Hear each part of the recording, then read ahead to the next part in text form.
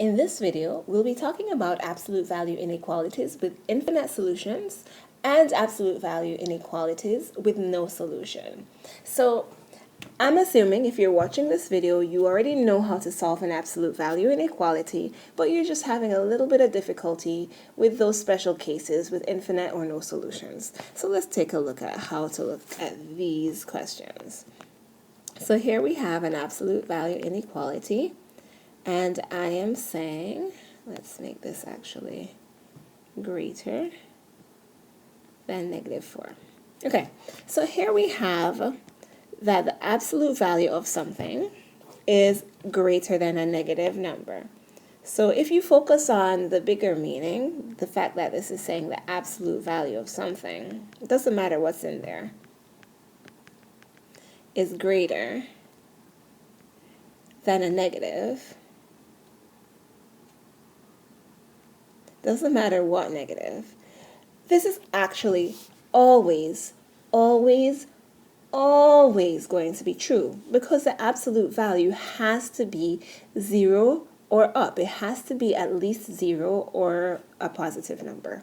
So by saying that the absolute value is greater than a negative number, well, duh, of course the absolute value is greater than a negative number because the absolute value has to be 0 or more, which means that it doesn't matter what this value is. It could be anything whatsoever.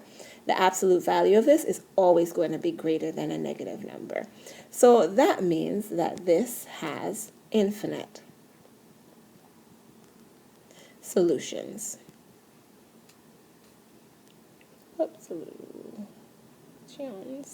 There we go. All right, let's look at another one, which is slightly different and requires slightly more work. All right, so let's say you have 5 times x plus 2. Oops, that should be like that. Is, let's get plus 20 is greater than -4. All right. So we can't just look at this and say, oh, -4, that means obviously there are infinite solutions.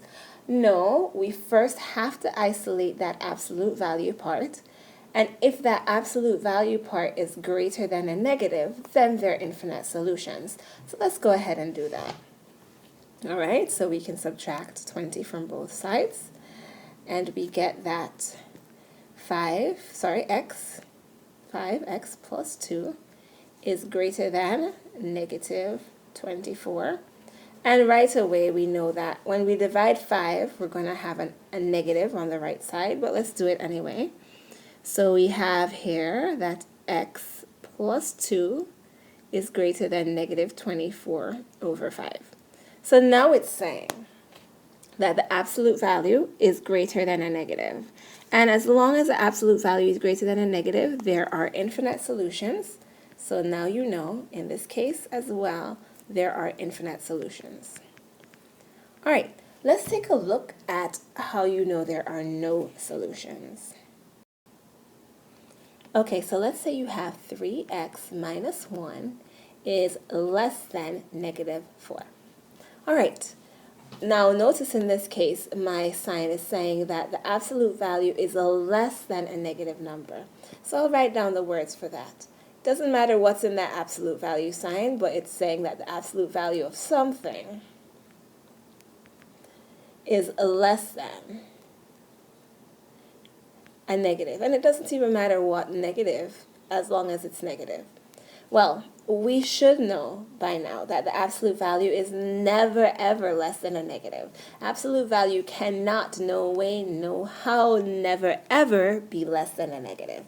Which means it doesn't matter what this x is, the absolute value cannot be negative and therefore this cannot exist. There are no possible solutions for x.